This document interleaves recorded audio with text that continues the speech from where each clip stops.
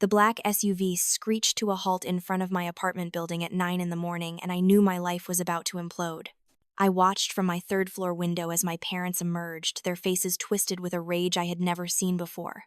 My phone had been ringing nonstop for the past hour, 23 missed calls from my mother, 15 from my father.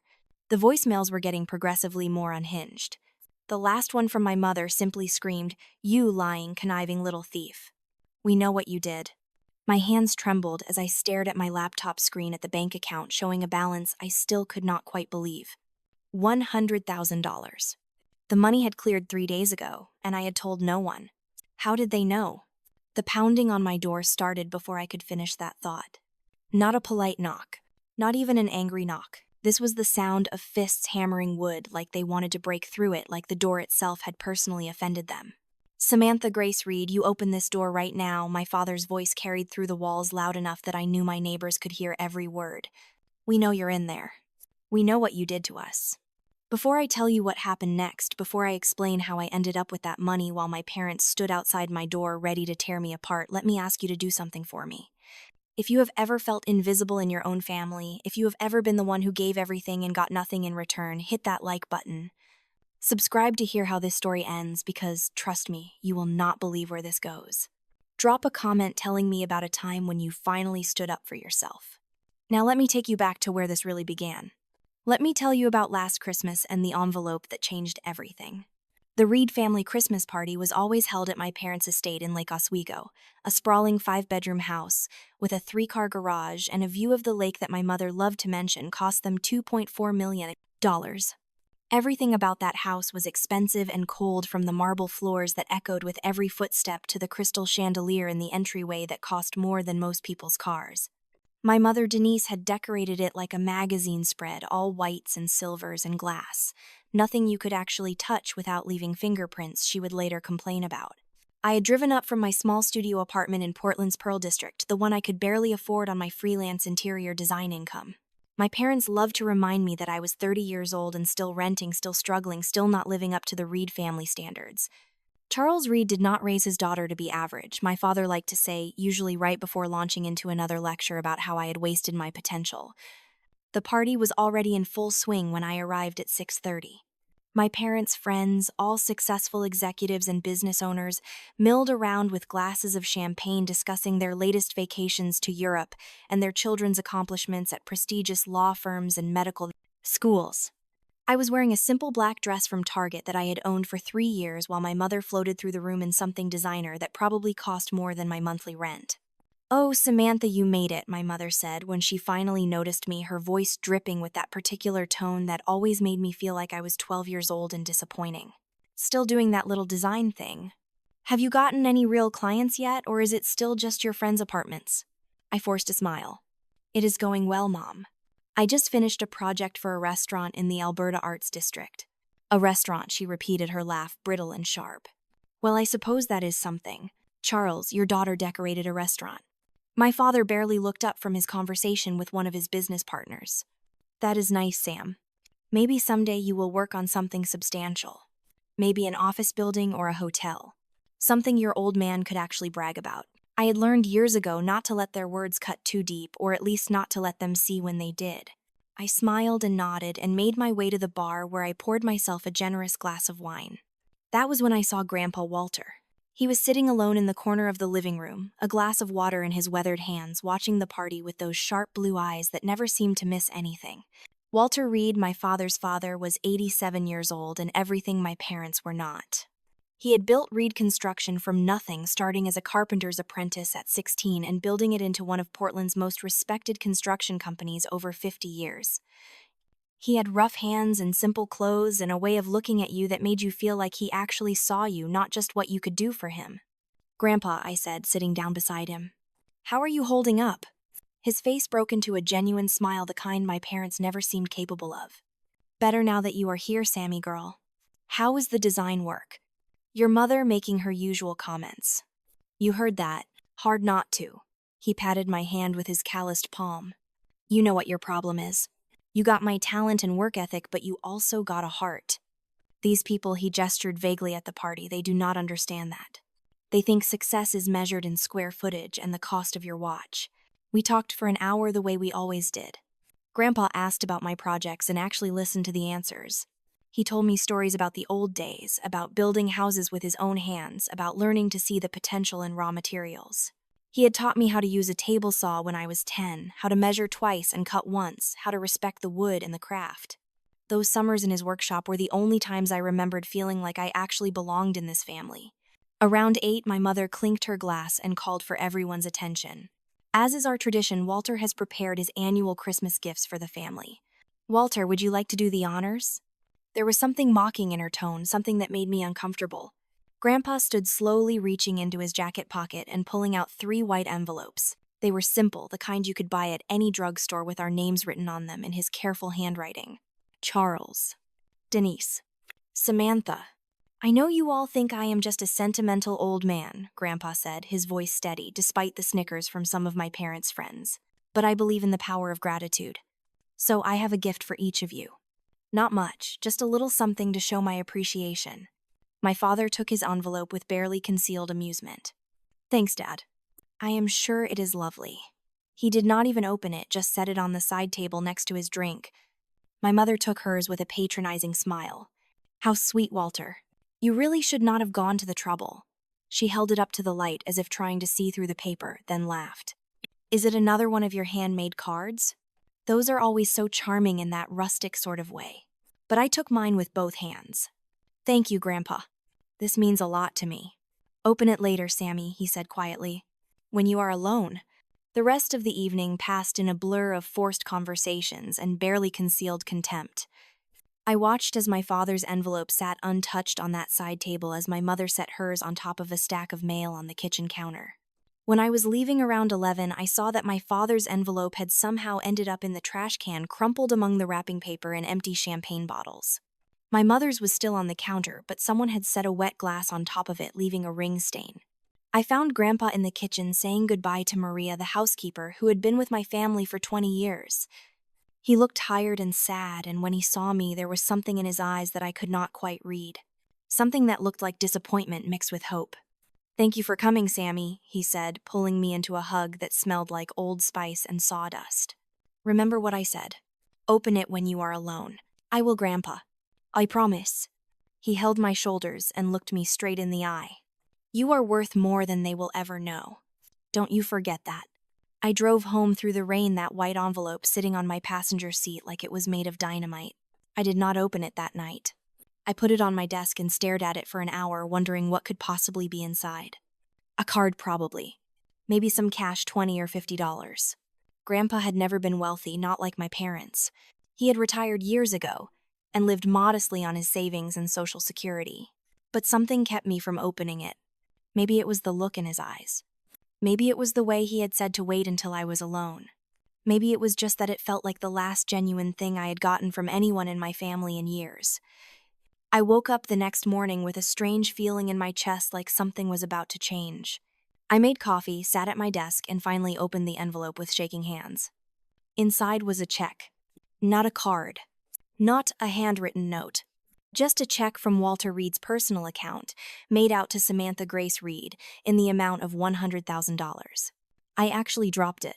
The check fluttered to the floor and I stared at it, lying there on my hardwood, certain I was hallucinating.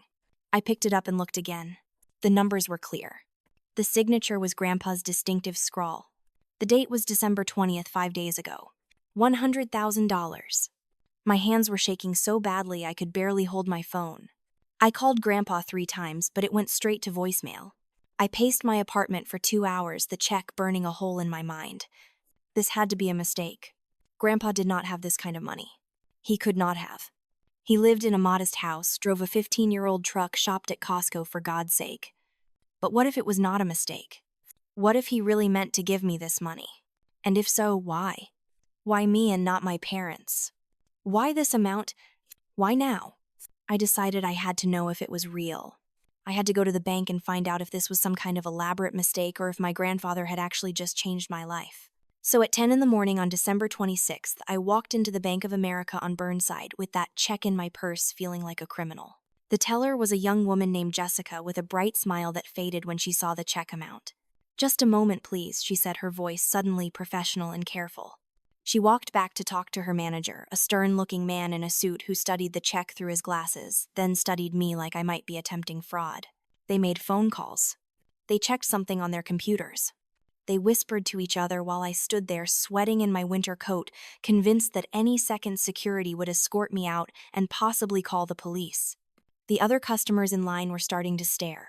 Finally, Jessica came back to the window. "Miss Reed, your grandfather's account has sufficient funds to cover this check. However, given the amount, we will need to place a hold on it until it clears, which should be 3 business days. Is that acceptable?" I could barely speak. "It is real. The check is real." "Yes, ma'am. Would you like to deposit it?" I deposited it. I walked out of that bank in a daze, my phone clutched in my hand, my entire world tilting on its axis. $100,000. 3 business days. I could not think. I could not process it. I went home and sat on my couch staring at the wall until the sun went down. Those 3 days were the longest of my life. I could not sleep. I could barely eat. I kept checking my bank account on my phone every few hours, watching and waiting. I tried calling Grandpa another dozen times, but his phone was still going to voicemail. I even drove by his house, but his truck was not there. Maria told me he had gone to visit his brother in Seattle for the week. On December 29th, the deposit cleared. I refreshed my bank account at 7 in the morning and saw it. My balance went from $842 to $100,842. I actually threw up. I ran to the bathroom and vomited from sheer shock and disbelief, an overwhelming emotion I could not even name. I had spent my entire adult life struggling, working 3 jobs through college to pay for my state school education while my parents used my college fund to renovate their kitchen. Building my design business from nothing, taking on projects that barely paid enough to cover materials just to build my portfolio. Living in a studio apartment, I could barely afford eating ramen more nights than I cared to admit, watching my checking account anxiously at the end of every month. And now I had $100,000. I did not tell anyone. Not my friends, not my roommate from college, not the guy I had been casually seeing for a few months. I just sat with it, trying to understand what it meant, what I was supposed to do with it. I kept thinking about Grandpa's face at Christmas, the sadness in his eyes when he saw my parents treat his gifts like garbage. That was when I realized they had not opened theirs either. I spent the next week in a strange limbo, trying to act normal while my bank account held more money than I had ever imagined having. I worked on a design project for a coffee shop. I met friends for drinks. I did my laundry and grocery shopping and all the mundane tasks of regular life, all while knowing that everything had fundamentally changed. On January 5th, my phone rang. It was my mother, and she was screaming before I even got out a hello. "What did you do?" Her voice was so loud I had to hold the phone away from my ear. "What the hell did you do, Samantha?" "Mom, what are you talking about?" "Do not play dumb with me. We know about the money. We know what you did." My blood turned to ice. "I do not know what you mean." "We found our envelopes today. We finally opened them thinking maybe they had checks in them for a few $100s. Do you know what we found? Do you have any idea?" I did not say anything. I could not. Checks for $100,000 each. $200,000 total. And do you know what happened when we tried to deposit them? Do you know what the bank told us? My mother's voice had risen to a shriek. In the background, I could hear my father yelling, and then his voice came on the line. "The checks were canceled, Samantha. Voided. The bank said Walter called them on December 27th and canceled both checks. But not yours. Only ours. So what did you do? What did you say to him? How did you manipulate him into giving you all that money?" "I did not do anything," I said, my voice barely above a whisper. "I did not even know there was money in the envelopes until I opened mine." "You threw yours away. I saw it in the trash." "That is a lie," my mother spat. "You have always been jealous of us, always resentful that we have more than you. You probably went crying to your grandfather about how poor you are, how we do not help you enough, and you manipulated that senile old man into thinking we do not appreciate him." "He is not senile," I said, my voice stronger now. "And I did not manipulate anyone. Maybe you should think about why he gave me the money and not you." "You little bitch," my father said. "That money should have been split 3 ways. You are going to give us our share, or we are going to make your life hell. We will sue you. We will sue him. We will get lawyers involved and prove he was not in his right mind when he wrote those checks. I am not giving you anything," I said, and hung up. My hands were shaking so badly I dropped the phone. They called back immediately. I declined the call. They called again. And again, and again. I turned my phone off and sat in the silence of my apartment, my heart racing, my mind spinning. This was not just about money. This was about something deeper, something I was only beginning to understand. Grandpa had not just given me a gift. He had given me a test. He had given my parents a test too, and they had failed it spectacularly. The harassment started immediately.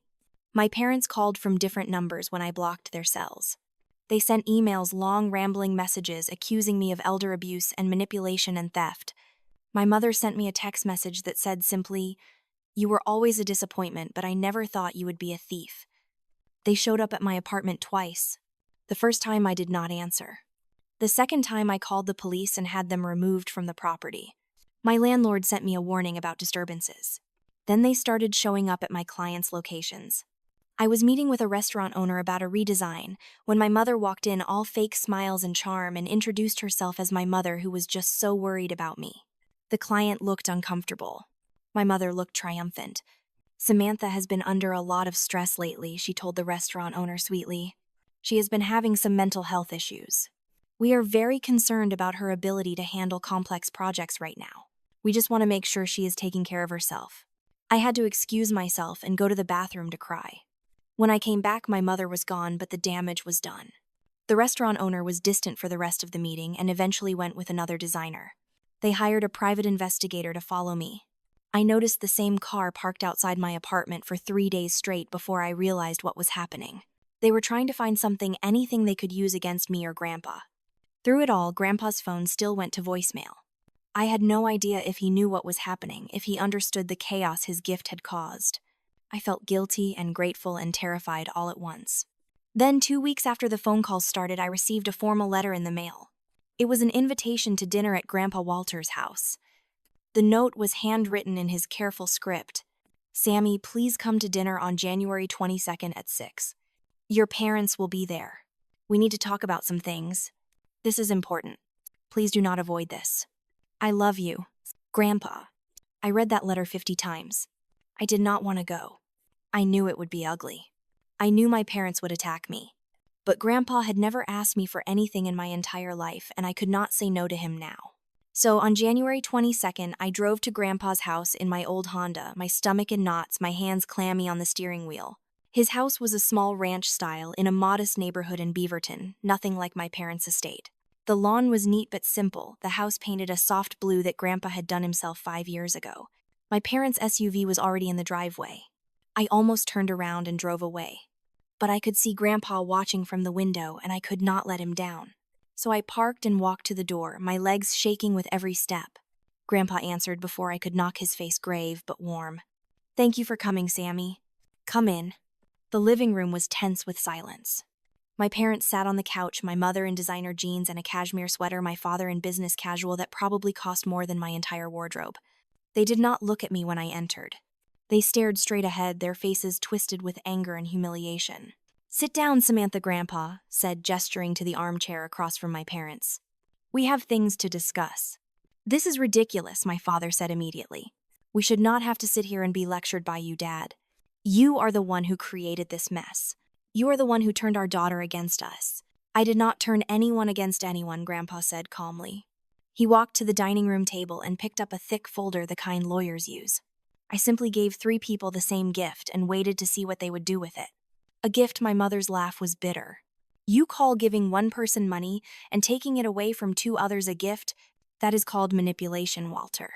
That is called playing favorites." "Is it?" Grandpa opened the folder and set it on the coffee table. "Let me ask you something, Denise. When was the last time you said thank you to me? And I do not mean a casual thanks as you walk out the door. I mean a real, genuine expression of gratitude for anything I have done for you in the 32 years you have been part of this family." My mother opened her mouth, then closed it. "I will answer for you," Grandpa continued, his voice eerily calm. "Never. Not once. Not when I gave you and Charles the down payment for your first house. Not when I co-signed on the loan for Charles's first business expansion. Not when I paid for your kitchen renovation because Charles had overextended on a bad investment. Not when I gave you $20,000 3 years ago for your daughter's college fund money that you used to install a pool." I jerked my head up at that. "What?" "You did not know." Grandpa looked at me sadly. I gave your parents money specifically for your education. They told me they put it in a college account for you. They lied. My mother's face had gone white. That money was given as a gift, Walter. You did not put strings on it. We used it how we saw fit. To install a pool, Grandpa repeated. While your daughter worked 3 jobs and took out student loans. While she struggled and sacrificed and never once asked you for help because she knew you would just tell her she was not trying hard enough. This is ancient history, my father interjected. What does this have to do with the checks? Everything, Charles. Grandpa pulled out a sheet of paper from the folder. I have kept records. Every gift I have given you over the years. Every loan that you never paid back. Every time I helped you out of a financial jam of your own making. Do you want to know the total? He set the paper on the table. I could see the numbers from where I Saturday. The total at the bottom made my breath catch. $347,000 over 30 years, Grandpa said. More than $250,000 that I gave you, loaned you, bailed you out with. And do you know how many times you thanked me? How many times you acknowledged what I had done for you? You are our father, my mother said. That is what parents do. They help their children. And children show gratitude, Grandpa replied. They show respect. They show love. I did not need grand gestures. I just needed to feel like I mattered.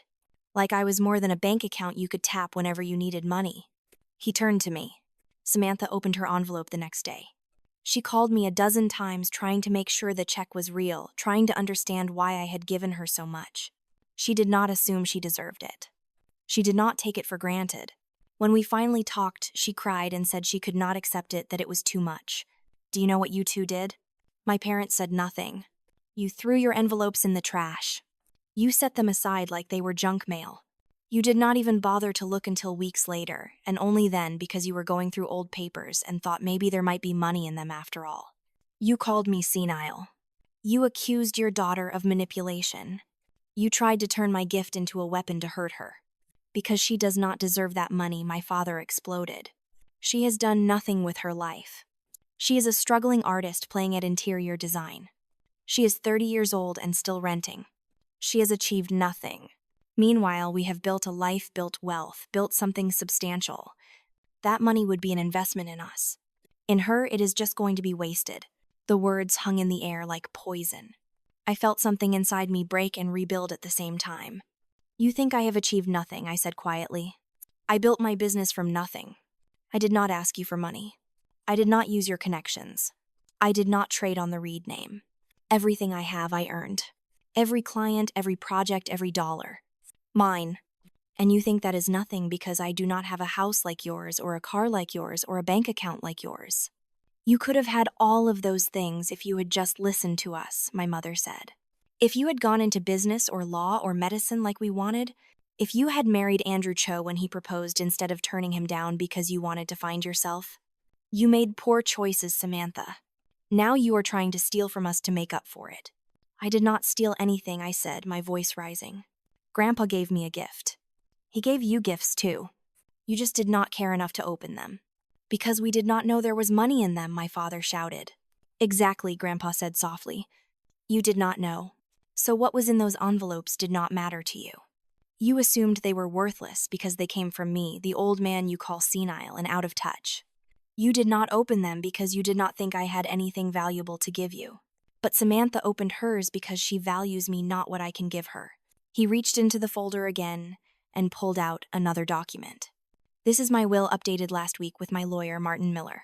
I am of sound mind and body, confirmed by 2 doctors and a psychiatric evaluation I had done specifically to prevent you from contesting this. Every word of this is legally binding and ironclad. My mother stood up. Walter, please. Let us talk about this rationally. I am being perfectly rational, Grandpa said. I am leaving everything to Samantha.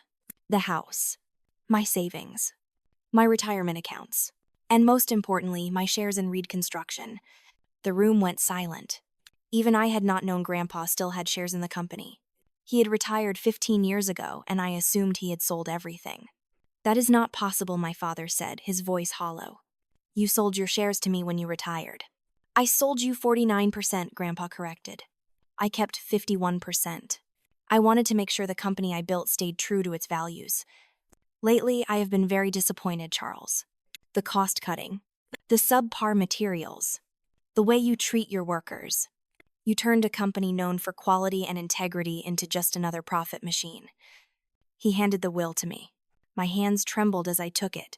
Samantha will inherit controlling interest in Reed Construction. She will decide its future. She will have the power to keep it running the way it should be, run or sell it or dissolve it. Whatever she decides, I trust her to make the right choice. You are giving the company to someone who knows nothing about construction, my mother shrieked. To a girl who decorates restaurants. Are you insane?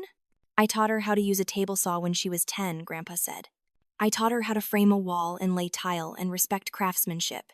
She knows more about what Reed Construction should be than you ever have. She cares about quality, about doing right by people, about building things that last. That is what this company was founded on. That is what it will return to. My father lunged across the table, trying to grab the will from my hands. Grandpa stepped between us and Maria appeared from the kitchen, her phone in her hand. I have the police on speed dial, Maria said firmly. Mister.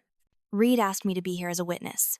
If you try to take those documents or threaten Miss Samantha in any way, I am calling them. My father fell back into his seat, his face purple with rage. My mother was crying, but they were tears of anger and humiliation, not sadness. You have destroyed our family, she spat at Grandpa. You have turned our daughter against us.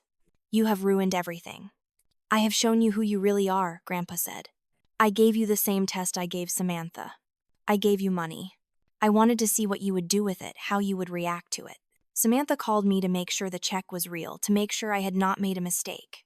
You called me to threaten me and demand your share. That tells me everything I needed to know. He walked to a small side table and picked up a wooden box. Inside were flash drives and folders. I also have these. Recordings of conversations you have had in this house over the years. Documented proof of your financial mismanagement of the company. Records of cost-cutting measures that violate building codes. I did my homework. If you try to contest this will, if you try to claim I am not competent, all of this goes to the authorities and the press. He set the box in front of them. You can walk away with your dignity or you can fight this and lose everything, including your reputation. Your choice. My mother grabbed her purse and stood up so quickly she knocked her chair over. This is not over. You will hear from our lawyers. Martin Miller is the best estate lawyer in Portland, Grandpa said. Good luck finding someone better. And the doctors who evaluated me are willing to testify. I am not an easy target, Denise. I am a man who has been building things longer than you have been alive. I know how to make something that lasts. They left without another word, the door slamming behind them so hard it rattled the windows. The sound of their SUV peeling out of the driveway echoed through the neighborhood. I sat there in the silence, the will in my hands, my mind unable to process what had just happened. Grandpa, I whispered. I cannot run a construction company. I do not know how. He sat down beside me, taking my hand in his weathered ones. You remember that table we built together when you were 15? I nodded. The small oak table still sat in my apartment, the one piece of furniture I had never considered replacing. You did not know how to build a table when we started. But you learned. You measured carefully. You listened. You respected the process. Running a company is no different. It is just a bigger table, but I do not know anything about construction management or finances or any of it. You will hire people who do. I have a list of good people, honest people who I trust. They will help you. Your job is not to know everything. Your job is to care about the right things. To value quality over profit. To treat workers with respect. To build things that last. He squeezed my hand. I have watched you your whole life, Sammy. I know what you are capable of. I know who you are when nobody is watching. You are the only person I trust with this. Tears were streaming down my face. I do not deserve this. That is exactly why you do, he said. Because you do not think you are entitled to it. Because you understand the weight of it. Your parents think they deserve everything simply because they exist. You understand that worth has to be earned through character and action. That is why I know you will do right by this. We sat there for a long time, the winter sunlight fading through the windows. Maria brought us tea and quietly withdrew. Grandpa told me about the company, about the good people still there who believed in doing things right, about the changes that needed to be made. He had a plan for everything, contingencies and backup plans and legal protections. I am not dying, he said when I started to cry again. I am just old. I want to see you succeed. I want to watch you turn that company back into something I can be proud of. But I needed to do this now while I am still here to help you, to guide you. I did not want to wait until I was gone and leave you to figure it all out alone. I drove home that night with a folder full of documents, a head full of information, and a heart so full of love and fear and gratitude that I could barely breathe. I did not sleep. I read through everything Grandpa had given me: the company financials, the employee records, the projects in development. It was overwhelming and terrifying and somehow exactly right. My parents tried to sue. They hired lawyers and filed motions and claimed Grandpa was incompetent. The doctors testified. Martin Miller presented an ironclad case. The judge dismissed the lawsuit within 2 months and issued a restraining order preventing my parents from contacting me or Grandpa. I started working with Reed Construction in March, learning the business from the ground up. Grandpa's trusted people helped me, taught me, guided me through the complex world of construction management. I hired a financial advisor and a business consultant. I attended every meeting, read every report, asked endless questions. It was hard. It was terrifying. There were days I wanted to quit, wanted to sell everything and go back to my simple life of interior design. But then I would remember the look on Grandpa's face when my parents threw his envelopes away. I would remember all the years he supported me, believed in me, saw value in me that even I did not see in myself. By summer, we had turned things around. I fired the managers who had been cutting corners. I hired new people who shared our values. We took a financial hit in the short term, but our reputation began to rebuild. Clients started coming back. Workers who had left returned. Reed Construction became the company it was always meant to be. I opened a design studio in a beautiful old building in the Pearl District, hired talented young designers, paid them well, gave them creative freedom. We specialized in sustainable design and creating spaces that were beautiful and functional and built to last. I merged my love of design with my new understanding of construction. The projects we created won awards. My parents had to sell their house. The legal fees and the loss of Grandpa's financial support finally caught up with them.